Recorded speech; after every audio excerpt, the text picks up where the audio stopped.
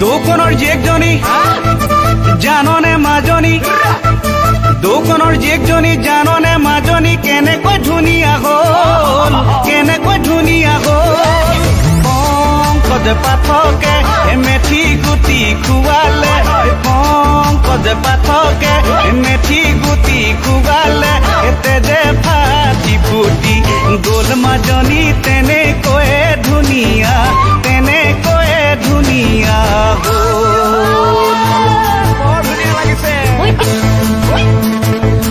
অনুপম পৰাগমণি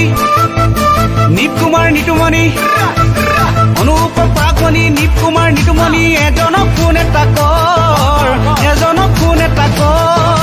পংকজ পাঠকৰ ঠিকনাটি জানি লৈ পংকজ পাঠকৰ ঠিকনাটি জানি লৈ বেগেতে গৈ চৰণত ধৰ মাজনী